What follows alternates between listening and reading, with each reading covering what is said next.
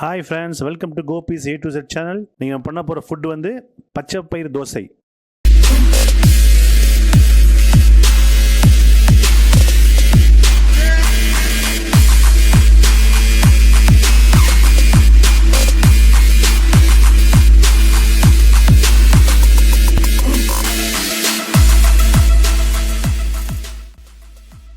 Hi, ஒரு கிண்ணத்தில் பச்சை பயிர் எடுத்துக்கோங்க.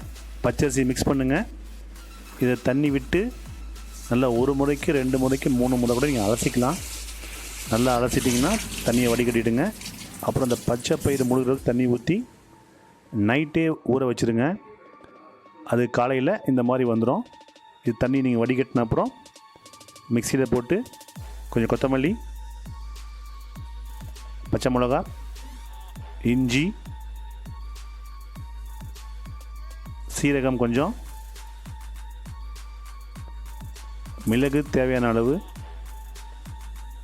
அளவு உப்பு, இது நீங்கள் போட்டு மிக்சியில் அரைச்சிடுங்க. நீங்கள் அரைச்சிங்கன்னா அதுக்கப்புறம் இந்த மாதிரி வந்துடும். ஸ்டவ்வை பற்ற வச்சு கடாயை வச்சு பச்சை பயிறு மாவு மேலே போடுங்க. போட்டு தோசை, எண்ணெய் தேவையான அளவு ஊற்றிக்குங்க. உங்களுக்கு எண்ணெய் உங்களுக்கு ஃப்ளேவரோ அதை நீங்கள் வச்சுக்கலாம். அப்புறம் வெங்காயத்தை பொடி நறுக்கிட்டு அதை அப்படியே தூவி விடுங்க மேலே. அப்புறம் கொத்தமல்லி கொஞ்சம் தூவி விடுங்க. இங்கே சவுண்டு ஒன்று கேட்டே இருக்கும். அது பக்கத்தில் துணி துவச்சிட்ருக்காங்க. அந்த சவுண்டு தான், வேறு ஒன்றும் இல்லை. இப்போ ஒரு பக்கம் வந்துடுச்சு. அதை தூவி போட்டிங்கன்னா வெங்காயமும் கொத்தமல்லியும் உடைய ஃப்ளேவர் நல்ல ஒரு டேஸ்ட் கொடுக்கும். இப்போ ரெடி ஆகிடுச்சு. திருப்பி போடுறேன் பாருங்கள். சூப்பரா ஆவி பறக்குது பாருங்கள் இப்படி. சூப்பர். இப்போ வந்து பச்சை பயிறு ஆனியன் தோசை ரெடி. அடுத்து இன்னொரு ஐட்டம், அதே மாதிரி தோசையை நீங்கள் அந்த மாவு போட்டு பண்ணிவிடுங்க. இப்போ பொடி தோசை. இப்போ பச்சை பயிர் பொடி தோசை. ஃபஸ்ட்டு பண்ணது ஆனியன் தோசை, பச்சை பயிர் ஆனியன் தோசை. இப்போ பண்ணுறது பச்சை பயிர் பொடி தோசை. தேவையான அளவு வச்சுக்கோங்க. அதே மாதிரி பொடியும் உங்களுக்கு எவ்வளோ தேவையோ அந்த அளவுக்கு போட்டுக்கோங்க. இப்போ திருப்பி போடுறோம்.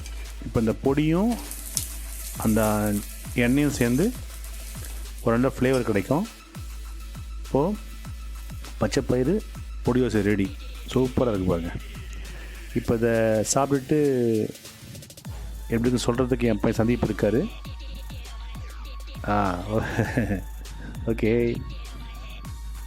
இவர் ஃபஸ்ட்டு எப்போயும் சாப்பாடு கொடுத்தோன்னா கொஞ்சம் நேரம் ப்ரே பண்ணுற மாதிரி இருப்பார். இப்போ இதான் பண்ணுவார்னு நினைக்கிறேன். அடுத்து இவர் யாரும் தப்பாக நினைக்க வேணாம். இவர் லெஃப்டில் சாப்பிடுவார். இவர் லெஃப்டில் சாப்பிடுவார்.